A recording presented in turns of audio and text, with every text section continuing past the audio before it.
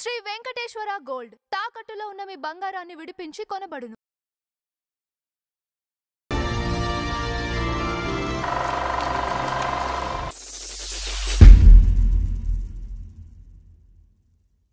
నమస్కారం నందం హరిచంద్రరావు గారు. నమస్కారం అంజుబాబు గారు. నటీమణికి కావాల్సిన ముఖ్య లక్షణాలు ఏంటండి? అందం, కలరు, నటన మూడు కావాలి. మూడు కావాలి. సో ఓకే, ఇప్పుడు మీరు అన్న మూడిట్లో కలర్ లేదనుకోండి, అవకాశాలు రావా? వస్తే ఎందుకు రావు? ప్రతిభను నిరూపించుకోవాలి.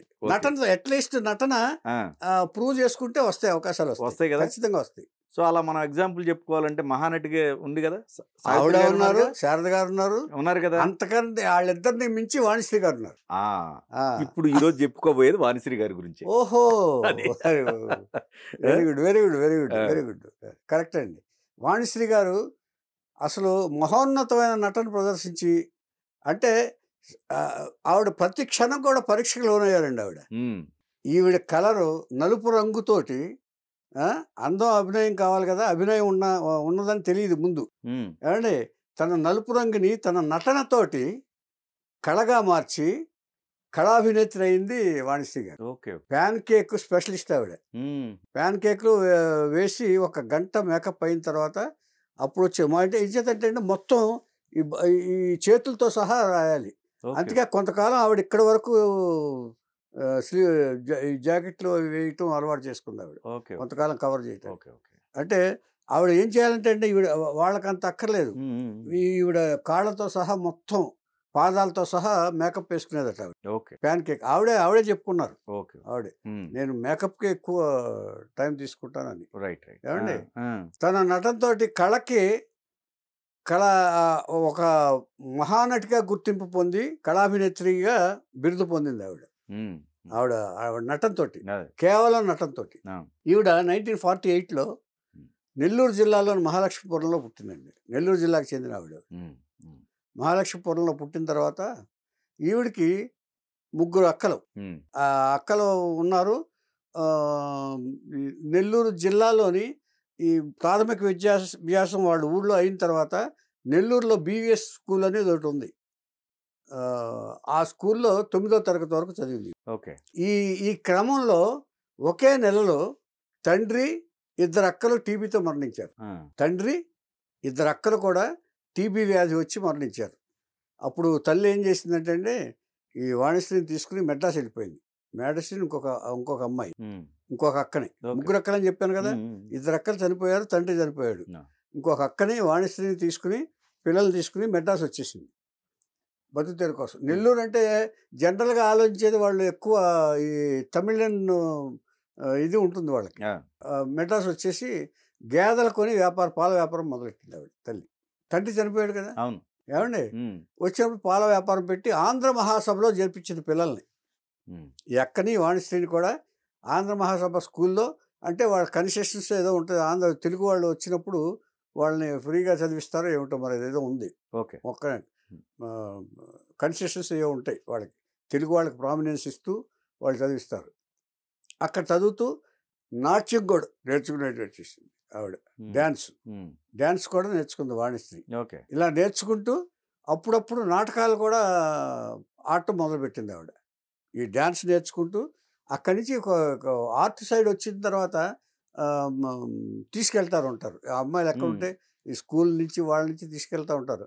అలాగా వాణిశ్రీని ఈ నాగభూషణం గారు లేరండి, రక్తకన్నీరు నాటకం ఆడుతూ హీరోయిన్గా ఆవిడ తీసుకున్నాడు. రక్తకన్నీరు నాటకం చాలా కొన్ని 100 ప్రదర్శనలో వాణిశ్రీ ఇచ్చింది. దేశం అంతా తిరిగింది. ఇలాగ ప్రదర్శన ఇస్తుండగా ఒకసారి నాటకం వేస్తుండగా ఈయన కన్నడ దర్శకుడు చూశాడు. కన్నడ దర్శకుడు ఆయన తెలుగులో వీరకంకణం అనే సినిమా తీస్తూ వాణిశ్రీ హీరోయిన్గా సెలెక్ట్ చేశాడు. వీరకంకణం సినిమాలో వేసింది, అంటే కన్నడ డైరెక్టరే తెలుగులో తీశాడు వీరకంకణం అని.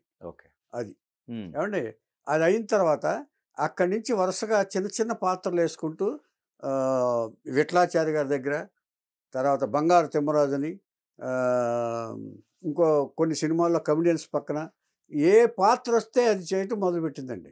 ఏంటంటే తన మీద తనకు కొంచెం ఇన్ఫీరియారిటీ కాంప్లెక్స్ ఉంది. తనకు రంగు నలుపు కదా, నేను వీళ్ళందరిలాగా నేను తెలుపు లేను కదా, ఆవిడకి ఆ ఫీలింగ్ ఉండేది పాపం బిగినింగ్‌లో.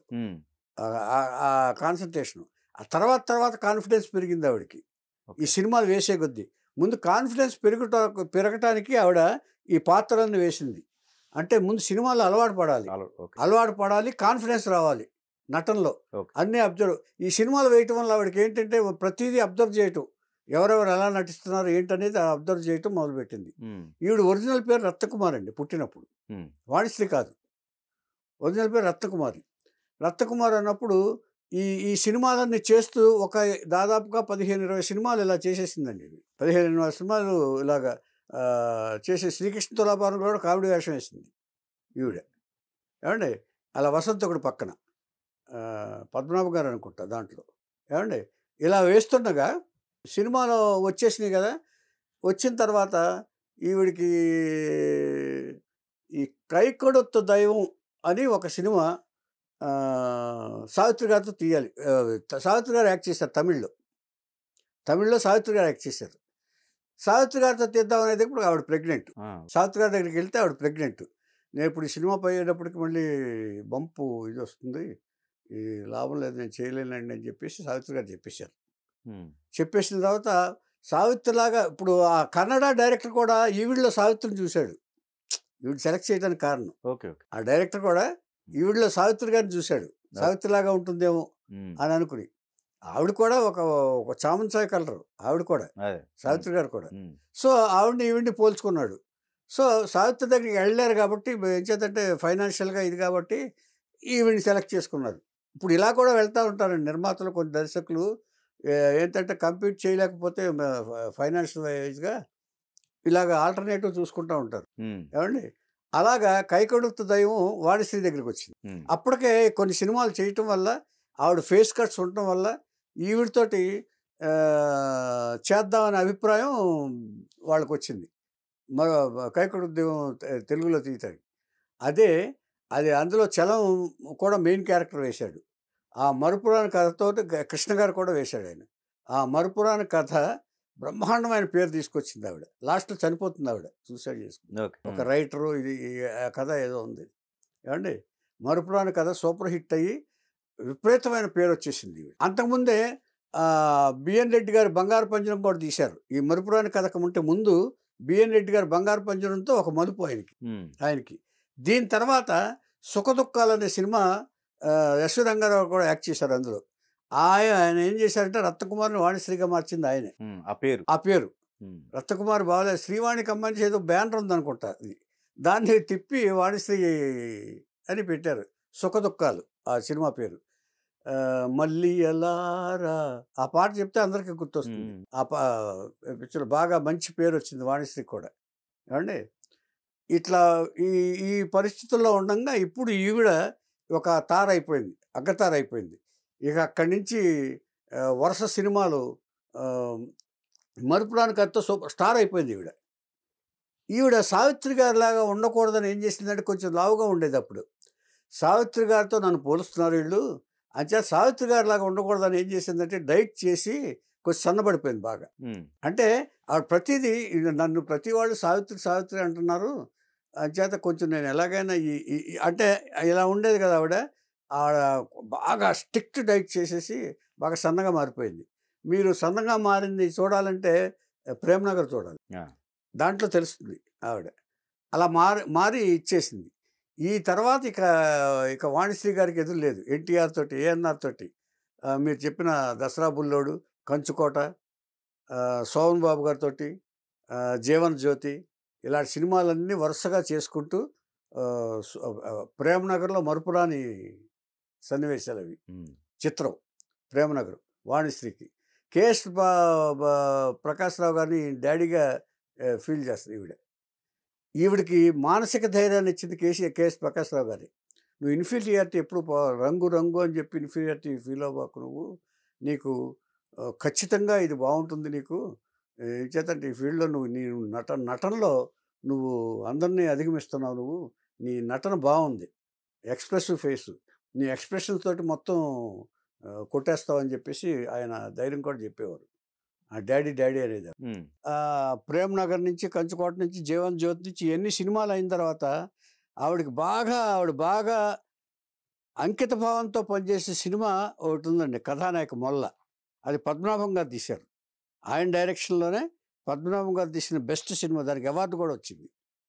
ఏమండి, ఆ కథానాయక మొల్లలో ఆవిడ చాలా అసలు ఆ భక్తిభావంతో ఆ మొల్ల ఎలాగైతే దాన్ని ఆవాహన చేసుకుని ఆవిడ ఆ పాత్రలో జీవించిందని అనొచ్చండి.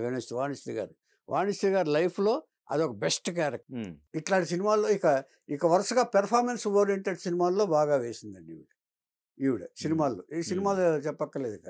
ఏమండి, నాగేశ్వరరావు గారితో వేసింది, ప్రేమ్ నగర్ లాంటి సినిమాలు. తర్వాత ఎన్టీఆర్ గారితో, సోమన్ బాబు గారితో జీవన్ జ్యోతి, కంచుకోట, ఎన్టీఆర్ గారితో ఇట్లా సినిమాలన్నీ వేసింది ఈవిడ. వేసిన తర్వాత పాపులారిటీ వచ్చేసింది. పాపులారిటీ వచ్చిన తర్వాత ఆ ఎదురీత ఈ ఒక సినిమాలో ఎన్టీ రామారావు గారితో చేస్తున్నప్పుడు ఈవిడికి సంప్రదాయబద్ధంగా ఉండటం అనేది కొంచెం ఇష్టం. అప్పుడు ఈ మోడర్న్ ఈ విపరీతంగా బిహేవ్ చేయటాలు, సాంగ్స్లో ఓవర్ ఇది చేయటాలు అవి ఇష్టం ఉండేది కాదు. ఒకసారి రామారావు గారు కొంచెం యాక్టివ్గా నటిస్తున్నారు. అప్పుడు మసాలా సినిమాలు బాగా చేస్తున్నప్పుడు ఈవిడ బాగా హక్ చేసుకున్నప్పుడు, ఇదేంటి ఈయన ఇలా చేస్తున్నారు, ఈ రామారావు గారు ఇలా చేస్తున్నారు అని చెప్పి బ్రేక్ టైంలో అన్నగారు మీరు శ్రీరాముడు వేషాలు వేశారు, శ్రీకృష్ణుడు వేస్తారు, మిమ్మల్ని అంటే దేవుడిగా పూజిస్తున్నారు కదా, మీరు గబుక్కుని ఇప్పుడు ఇందాక మీరు మూమెంట్స్ చేశారు కదా నాతోటి, మరి అలాంటి మూమెంట్స్ ప్రేక్షకులు ఒప్పుకుంటారా అని ఒక మాట అడిగింది ఆవిడ. ఎక్కడ హోగెనికల్లోనే ఎక్కడో జరిగితే, సాంగ్ అవుట్డోర్కి వెళ్తే ఏం మనం చేయలేదనుకోండి, వేరే వాళ్ళు చేస్తారు, వాళ్ళతో మనం కంపీట్ చేయలేం కదా, చేయాల్సిందే మనం కూడా అని అనేటప్పుడు ఈవిడ నోరు మూసేసింది. ఈవిడ ఏ సమాధానం చెప్పలేకపోయింది. అంటే ఈయన ఎలాగంటే ఇక్కడ ఏం చేయాలి, అక్కడి నుంచి ఆవిడ కొంచెం విరక్తి పట్టుకుంది. అంటే ఇలాంటి సినిమాలు చేయాలంటే ఆవిడకి ఎందుకో కొంచెం బిగినింగ్ నుంచి ఈ అభిప్రాయం ఉండేది. ఆవిడ ఎక్కువ ఓవర్గా చేయకూడదు, ఎప్పుడు కూడా ఈ రొమాన్స్ కానీ ఇది కానీ ఓవర్గా చేయాలనే అభిప్రాయం ఆవిడకి ఎప్పుడూ లేదు. ఏదో ఫ్యామిలీ ఓరియంటెడ్గా ఉండాలి, స్ట్రగుల్ క్యారెక్టర్ చేయాలని ఆవిడకు ఉండేది. అన్ని క్యారెక్టర్లు చేసింది ఆవిడ. ఇప్పుడు ఎన్ని సినిమాలు అయినా సరే అన్ని క్యారెక్టర్లు అలాగే చేసింది. చాలా పద్ధతి సంప్రదాయబద్ధంగా చీరలు కడుతూ చేసింది. మోడర్న్ డ్రెస్సులు తక్కువ, ఎక్కడో 2-3 సినిమాల్లో ఎంతో చేసింది అంతే. ఓకే. ఇట్లా ఉంటున్న పరిస్థితుల్లో ఈవిడికి ఏమైందంటే ఇక ఆ టైంలో 72 తర్వాత ఈ జయప్రద, జయసుధ వీళ్ళందరూ ఎమర్జ్ అవుతున్నారు, హీరోయిన్స్. వాళ్ళు ఏ డ్రెస్సులు అయితే వాళ్ళు వేసేస్తున్నారు, ఏ డ్రెస్సులు పడితే వాళ్ళు వేసి కమర్షియల్ యాంగిల్లో వాళ్ళని ఉపయోగించుకుంటున్నారు, దర్శకులు కానీ నిర్మాతలు కానీ, వాళ్ళు కమర్షియల్ యాంగిల్లో. సో ఇప్పుడు ఈవిడ పెర్ఫార్మెన్స్ ఓరియంటెడ్ క్యారెక్టర్లు ఎప్పుడు రావు కదా, అందుకని ఈవిడ డిసైడ్ చేసుకుంది నేను తగ్గాలి అని. అంటే నాకు ఇక సినిమాలు ఎప్పుడో కానీ రావు, కానీ క్యారెక్టర్ ఆర్టిస్ట్గా వేయటం మాత్రం ఆవిడకి ఇష్టం లేదు ఇప్పుడు.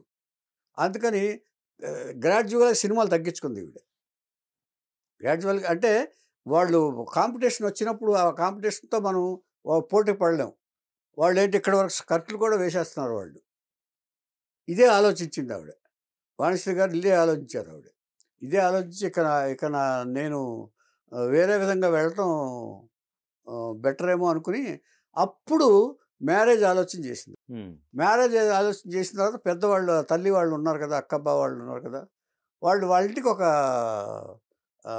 డాక్టర్ గారు వస్తాడు, కరుణాకర్ అని డాక్టర్, ఫ్యామిలీ డాక్టర్, వాళ్ళ ఇంటికి పర్మనెంట్ డాక్టర్ వస్తుంటే అతను ఎందుకో వీళ్ళకి నచ్చారు, ఈ తల్లి వాళ్ళకి ఆ డాక్టర్ గారు నచ్చారు బాగా.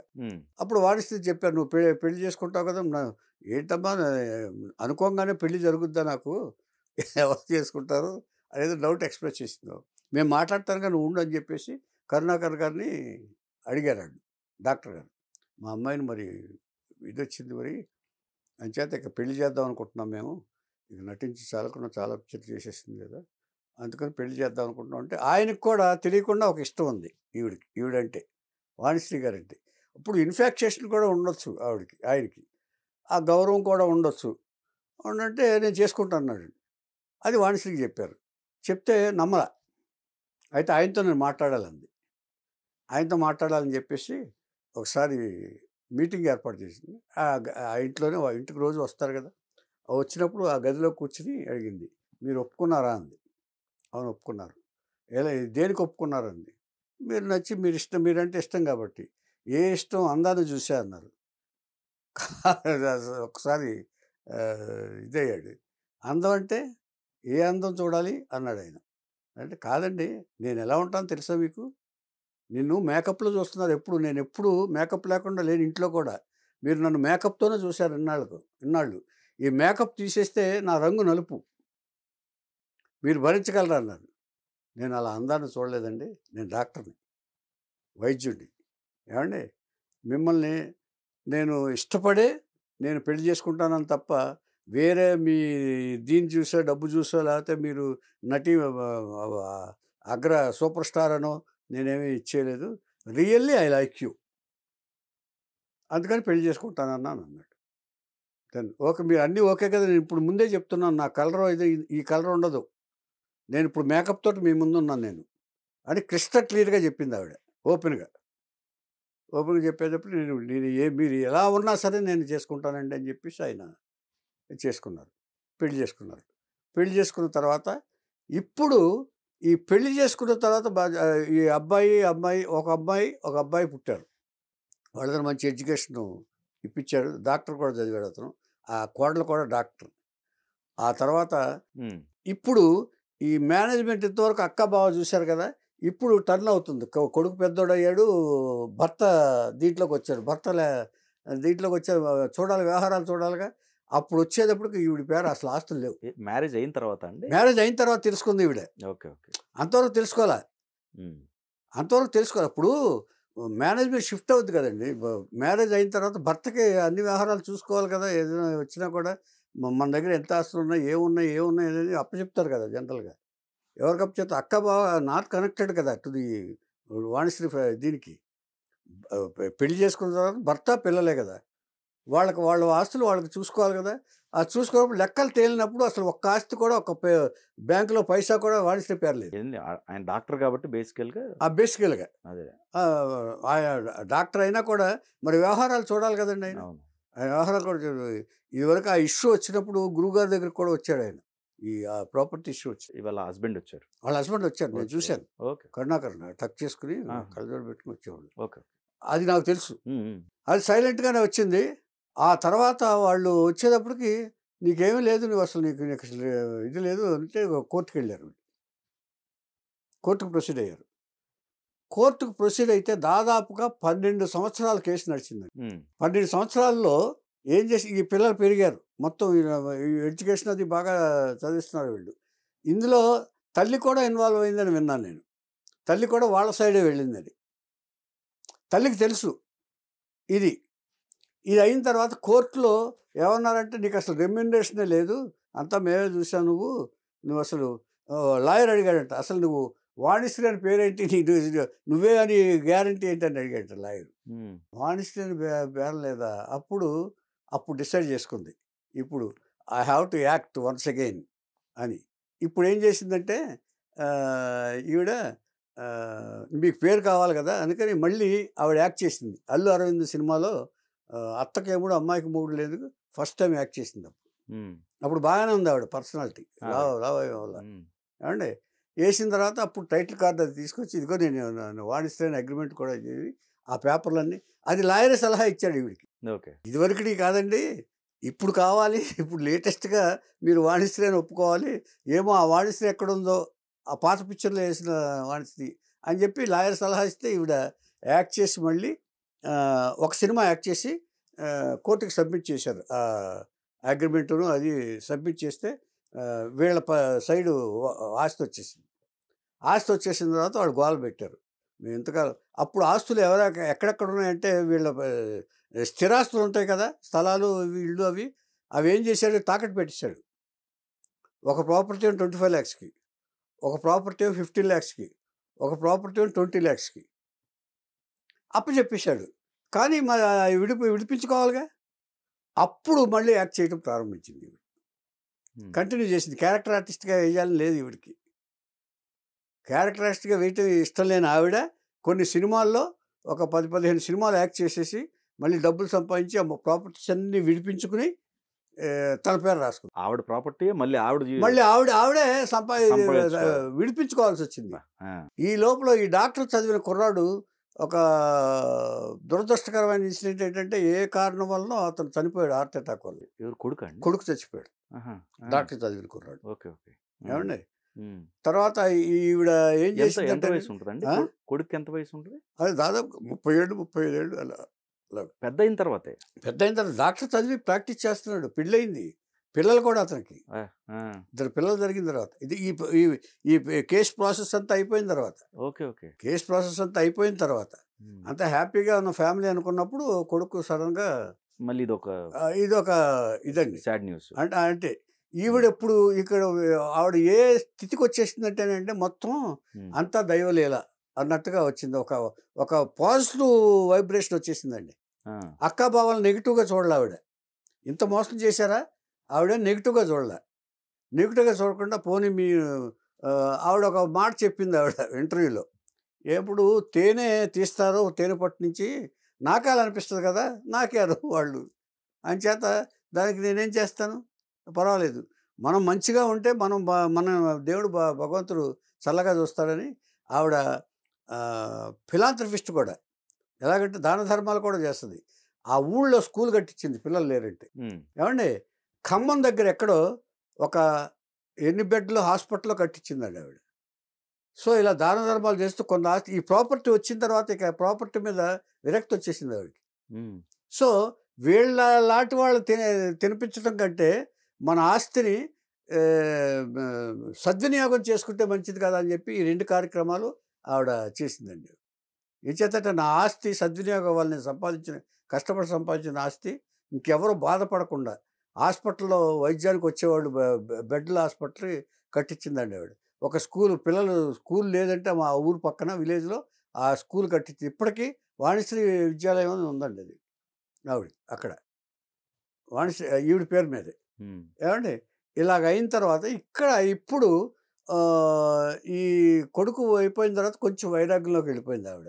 వైరాగ్యంలో వెళ్ళిపోయిన తర్వాత ఇక బాడీ కూడా థైరాయిడ్ అటాక్ అయింది. థైరాయిడ్ వల్ల బాగా లావ్ అయిపోయింది ఆవిడ. లావ్ అయిపోయి నడవటం కష్టమైపోయింది. కానీ ఇప్పుడు అలాగా భర్తతోటి దీంతో ఉన్న కూతురుతోటి వాళ్ళ మనవరాళ్ళతోటి వాళ్ళకు కొడుకు కూడా పిల్లలు ఉన్నారు, వాళ్ళతోటి హ్యాపీగా లైఫ్ లీడ్ చేస్తుంది ఆవిడ వాణిశ్రీ గారు. అంటే ఒక ప్రశాంతంగా పాజిటివ్ వైబ్రేషన్కి వచ్చేసింది ఆవిడ. ఏం చేతంటే ఎవరిని నెగిటివ్గా చూడకూడదు. నాకు ద్రోహం చేశారా, ఓకే, వాళ్ళే అనుభవిస్తారు అంచేత నేను వాళ్ళ పట్ల నేను కక్ష కానీ కోపం కానీ పెంచుకోను అని వాళ్ళకు కూడా కొంత ఆస్తి ఇచ్చేసి వాళ్ళని పంపించేసి ఇది వాణిశ్రీ గారి